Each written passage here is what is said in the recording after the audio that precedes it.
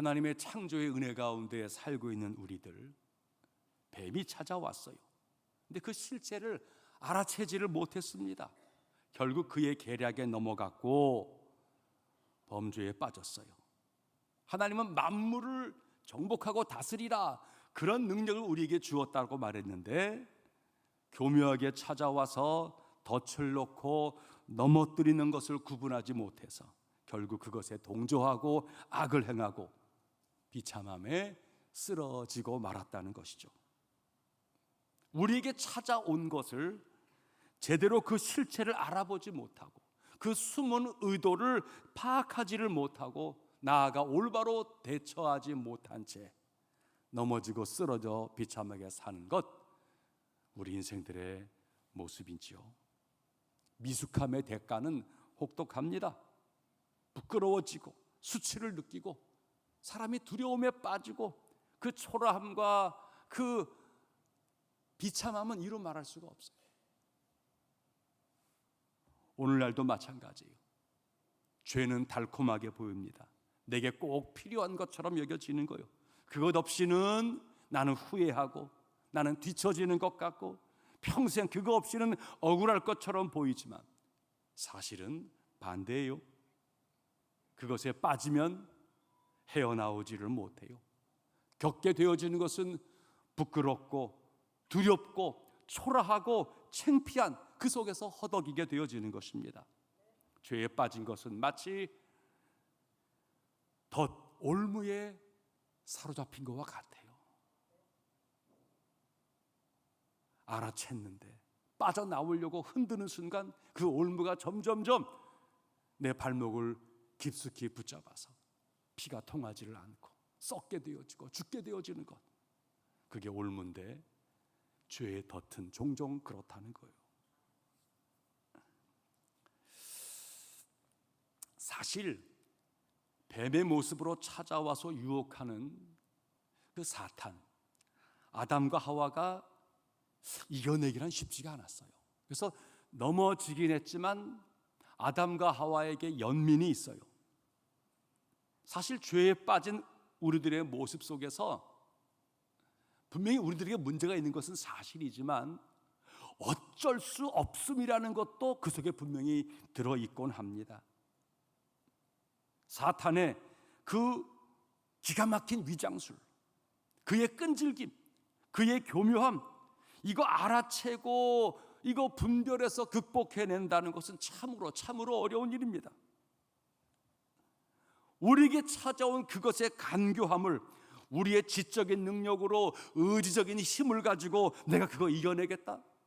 정말 쉬운 일이 아니에요. 그래서 넘어지는 것 안타깝죠? 한편으로는 어쩔 수 없는 우리의 한계를 느끼면서 우리는 창조주 하나님에게 하소연할 수밖에 없죠. 하나님, 넘어졌어요.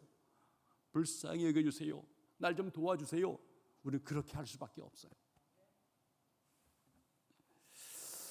자, 그런데 오늘 또 한 번 나누고자 하는 미숙함의 이야기의 핵심은 진짜 이게 미숙함의 극치예요. 가장 잘못된 미숙함이에요. 이 미숙함의 극치는 다름이 아니라 넘어진 다음에 미숙한 절이에요. 넘어진 다음에 사람이 넘어질 수 있어요. 하지만 넘어진 다음이 매우 중요합니다. 길을 지나가다가 우연찮게 하늘을 날던 새가 내 머리 위에 오물을 쌀 수 있어요. 머리가 더러워지고 내 옷에 묻고 아이고 냄새나고 황당하고 불쾌해요. 그럴 수 있습니다. 그러나 그 새가 내 머리 위에 둥지를 틀게 할 수는 없는 거예요. 믿음 생활, 사단의 술수에 걸려 넘어지지 않도록 여러 훈련을 하라는 거죠. 너 기도 많이 해야 돼. 너 하나님 말씀 읽으면서 분별력을 키워야 돼. 너 문제를 바로 대처해야 돼. 인내해야 돼. 이런 훈련을 해야 되는 것입니다. 그런데요, 진짜 믿음 생활의 핵심은 넘어질 수밖에 없는 우리가 넘어진 다음에 어떻게 대처할 것인가, 이게 진짜 믿음 생활의 핵심입니다. 이것은 전적으로 우리들의 몫이에요. 여기서 꼭 우리가 감당해야 될 행동이 있다는 거예요. 이거를 게으르고 이거를 제대로 하지 않는 것은 이거 진짜 악한 거예요. 자, 유혹에 넘어진 결과가 무엇입니까? 한번 오늘 본문 앞절 7절과 8절을 같이 읽어볼까요? 7, 8절 시작.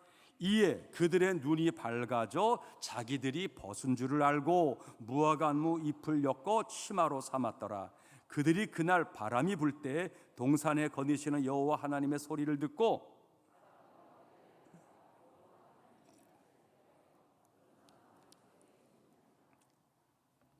금기를 넘어서면, 하나님이 하지 말라 한 그 선을 넘어서게 되어지면은 내가 더 지혜로워질 것 같아, 내가 하나님처럼 될 수 있는 것 같아. 그 유혹에 넘어진 결과는 전혀 지혜롭지도 않았고 전혀 능력이 생기는 것도 아니었습니다. 그것은 비참함이었어요. 자신이 벗은 줄을 알고 나무 잎을 엮어 치마로 삼았더라. 수치와 부끄러움으로 가득했다는 거예요. 내가 그것에 넘어졌어? 내가 왜 그랬을까? 그래서는 안 되는 건데. 후회, 그 부끄러움, 그 자책, 이것 때문에 마음이 너무너무 괴롭게 되었다는 거예요. 그때 하나님께서 찾아오셨어요. 그들이 그날 바람 불 때에 동산에 거니시는 여호와 하나님의 소리를 들었다는 거예요. 지난날 하나님께서 나에게 오심은 기쁨과 즐거움이었어요. 하나님 어서 오세요, 하나님 반가워요, 하나님 너무너무 좋아요. 그러나 죄에 넘어진 다음에 찾아오시는 하나님은 전혀 다르게 느꼈다는 거예요. 두려웠어요. 하나님이 하지 말라는 것을 했는데 하나님이 나를 책망하시고 혼내키고 죽이지는 않을까? 부끄러웠어요. 지혜가 아니라 나 자신에 대해서 수치가, 나 자신에 대해서 그 부끄러움을 견딜 수가 없는 거예요. 이것밖에 못 되는 거야. 내가 이런 존재인가? 피곤해졌어요. 드러내지를 않고 숨기고 감추고 마음이 어두워지고 이것을 견뎌낸다는 것이 하루하루 사는 게 피곤해지게 되었다는 거예요. 결국 그 속에서 좌절과 실패. 난 안 돼. 난 아무것도 아니구나. 아담과 하와 찾아온 뱀, 그 유혹 너무 미숙하게 대처했어요. 안타까워요. 그런데 여러분 이제 오늘 나누고자 하는 말씀의 핵심인데, 진짜 안타까운 것은 아담과 하와가 그 넘어진 뒤에 그 결과 처리를 너무 미숙하고 너무 안일하게 처리했다는 거예요. 이게 더 큰 문제예요. 죄의 처리에 대해서 미숙해지면 새로운 기회를 얻을 수가 없어요. 이게 진짜 비극이에요.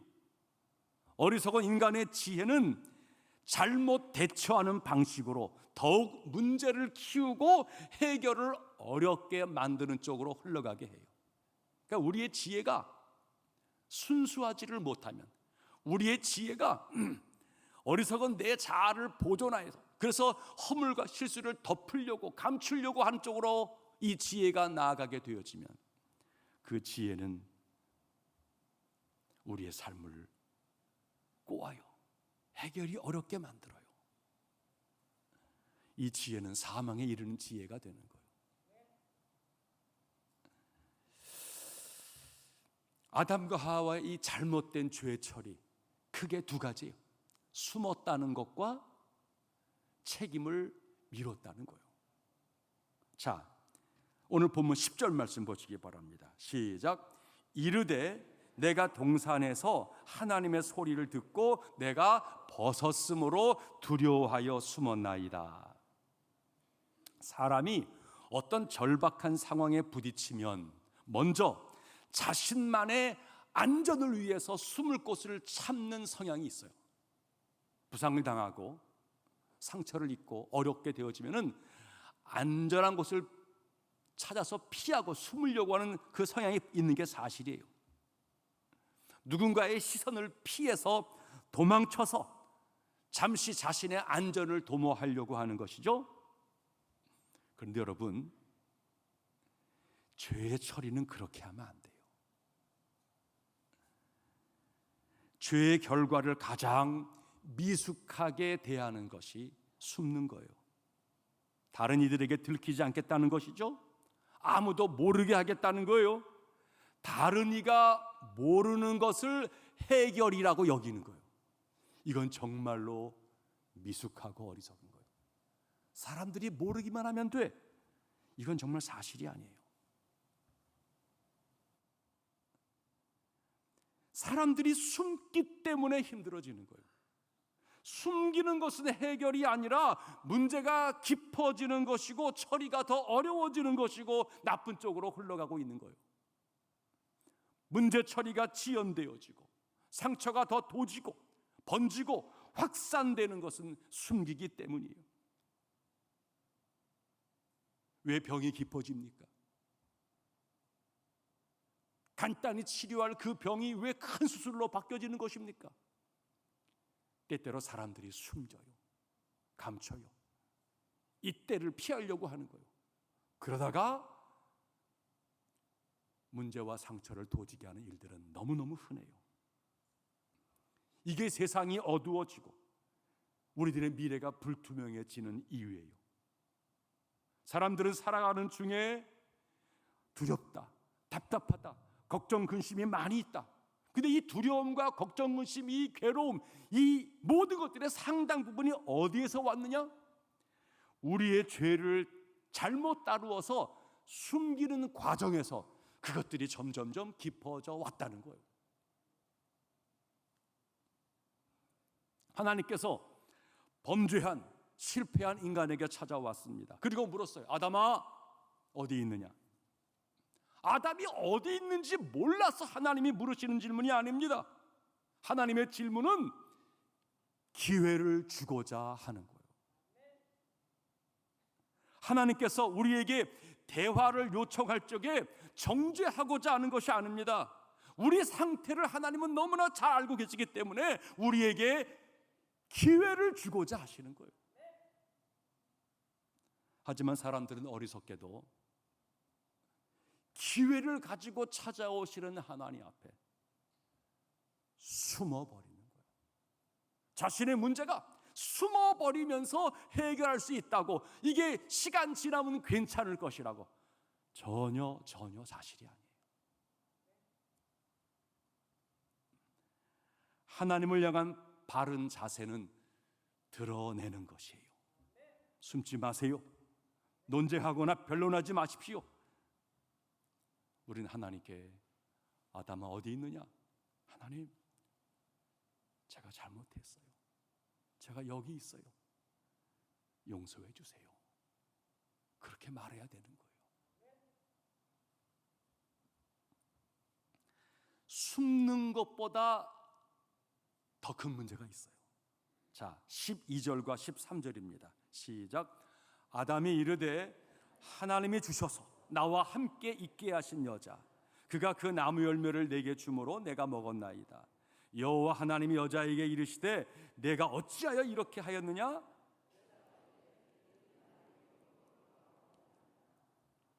숨는 것보다 더 잘못하는 것은 책임을 회피하는 거예요. 책임을 전가하는 거예요. 하나님이 범죄한 사람에게 오셨고 아담에게 먼저 물어봤어요. 내가 네게 먹지 말라 명한 그 나무 열매를 내가 먹었느냐? 아담의 답이 뭐예요?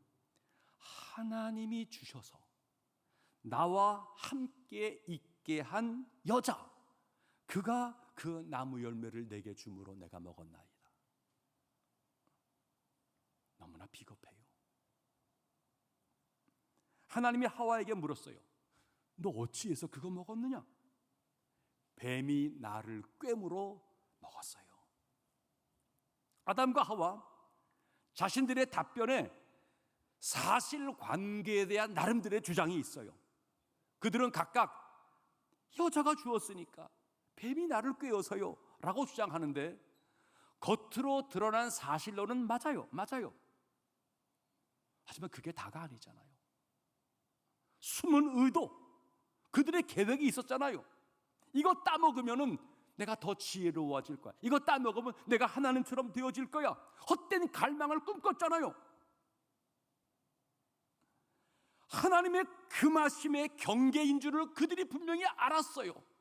주저주저 하다가 자신의 의지적 선택으로 먹은 것이란 말이죠. 악행을 저지른 거예요. 분명한 사실입니다. 근데 아담, 자신의 잘못을 인정하는 것이 아니라 여자가 주어서, 얼마 전까지만 하더라도 하나님이 그 여인을 자기에게 주었 적에 이는 내 뼈 중에 뼈요 살 중에 살이라 극찬하고 사랑했단 말이죠.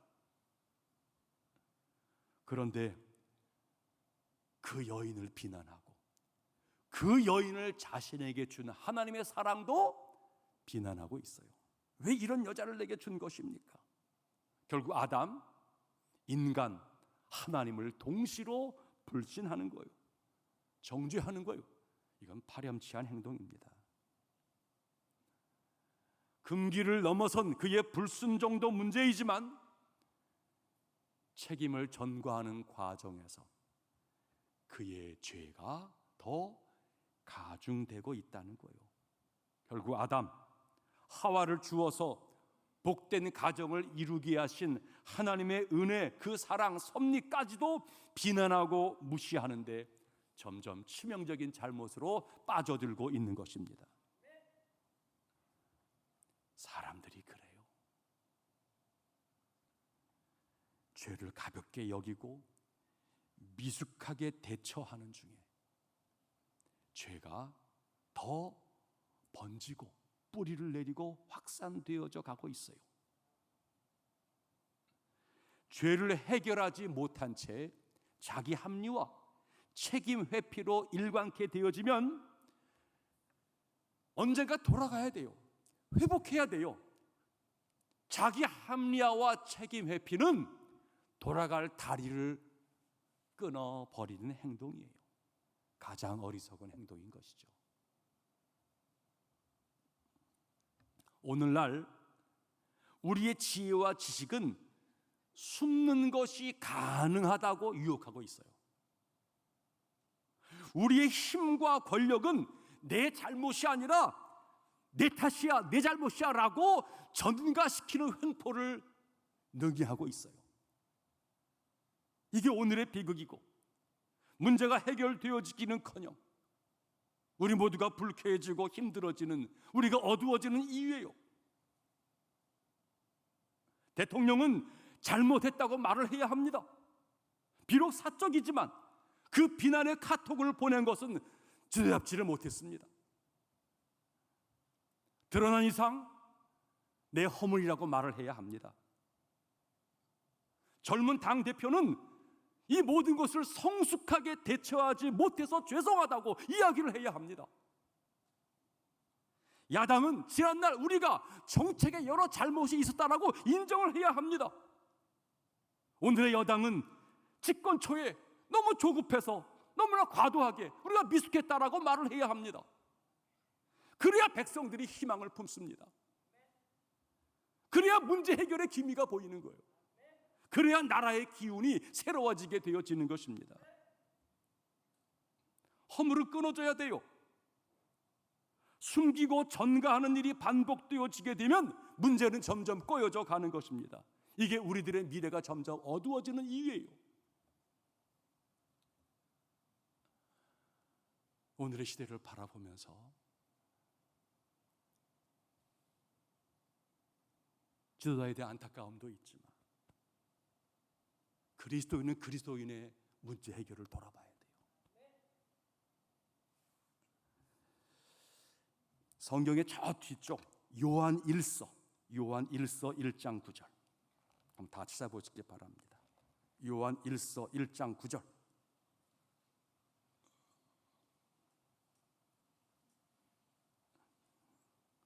저 신약 끄트머리 388쪽입니다. 다 같이 시작. 만일 우리가 우리 죄를 자백하면 그는 미쁘시고 의로우사 우리 죄를 사하시며 우리를 모든 불의에서 깨끗하게 하실 것이요. 문제가 끊어지고 해결을 이루는 길, 우리 죄를 자백하면 하나님은 사랑이 많으세요. 하나님은 기회를 주고자 하는 거예요. 그래서 자백하면 우리 죄를 용서하시고 우리의 모든 불의에서 우리를 깨끗하게 하시겠다는 거예요. 신앙생활 한다는 것은 문제를 끊고 새로운 길을 모색하겠다라고 하는 결단이 우리 신앙생활입니다. 우리는 잘못 살아서 내게는 많은 문제가 있으며 이 잘못된 것을 바로잡아서 나는 희망의 삶은 새로운 삶을 살고 싶다는 것이 신앙생활입니다. 그런 의미에서 신앙생활은 회개로부터 출발합니다. 회개 없는 신앙이란 불가능해요. 엄밀히 말해서 신앙생활이 회개로 출발하는 것이고 회개가 구원의 출발점일 뿐만 아니라 그 회개는 지속적인 영적 관계의 근원이에요. 하나님과 가까이 지내고 하나님을 더 깊이 알아가려고 하는 과정에서 날마다 회개가 이루어짐으로 그 일이 나타나요. 하늘의 은혜와 구원의 은총을 누리게 하는 것은 회개예요. 주님이 허락하신 구원의 감격과 기쁨을 누리게 만드는 선행 조건은 딱 한 가지, 회개예요. 회개. 그래서 성경은 하나님의 은혜의 자리로 나아가게 만드는 유일한 길은 회개라고 선포하고 있는 거예요. 우리 주님이 공생애를 출발하시면서 회개해라, 천국이 가까웠느니라. 잘못된 것이 정리되고 덮어지고 새 것이 시작되어지기 위해서는 회개는 필수적이라고 하는 거예요. 아담과 하와 죄로 말미암아 낙원을 잃어버렸어요. 하나님과의 관계가 깨지고 말았어요. 어떻게 낙원을 회복하고 어떻게 하나님과의 관계를 회복할 수 있는 것일까요? 회개인데 그 회개가 어떻게 하는 거예요? 다름이 아니에요. 아담과 하와가 미숙하게 처리한 이 잘못된 행동을 역행하는 것이 회개예요. 역행하는 것. 아담은 숨었어요. 회개는 뭐예요? 드러내는 거예요. 아담은 숨었지만 우린 드러내고자 하는 것입니다. 아담은 책임을 회피했어요. 책임을 전가했어요. 우리들이 할 일은 내 책임입니다. 제 탓입니다. 고백하고 인정하는 것입니다.